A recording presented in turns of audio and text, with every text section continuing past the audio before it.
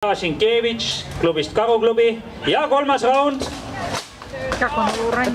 Skeegolf läks kohe aktiivsele rünnakule, saab siit mitu head punkti.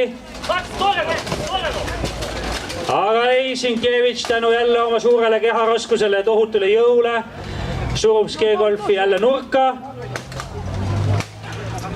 Nüüd Skeegolf peab vältima jälle mahaviimist ja resultatiivseid tabamusi. Господи, хорошо, что это последний раунд уже.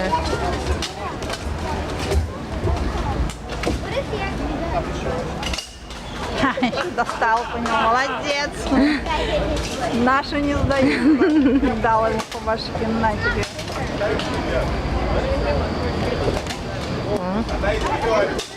Нет уж, стой, Макс нашел. Это стой, главное. Ja Sinkevitš laseb vastase nurgast välja, sest sellel ei olnud mõtet. Ja üritab teda jälle maha paigutada. Ja Skeegolf üritas jalgu võtta, aga see on väga keeruline nii raske vastase puhul. Siin jälle tuli välja selge kaaluvahe. Ну что ты повис на заборе? Устал? С маленькими играл. С маленькими главными. Висит он тут на заборе. Он еще живой? Ветром. Живой, смотри, устал.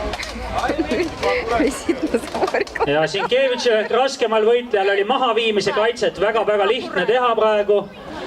Sest lisaks tema 86 kilole on tal seljas veel turvist kuskil 30 kilo.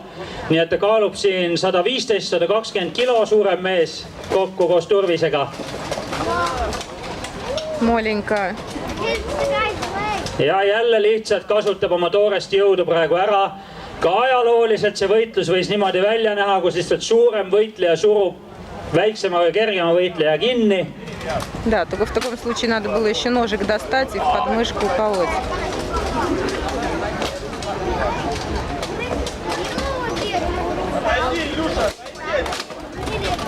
Ja Skeegolf üritab kaitsta, et teda maha ei viidaks.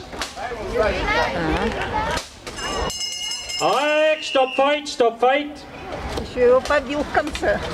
Ja see oli kolmas raund, mis on profivõitluses viimane raund, sest siin raundi võidud ei loevad lõppu.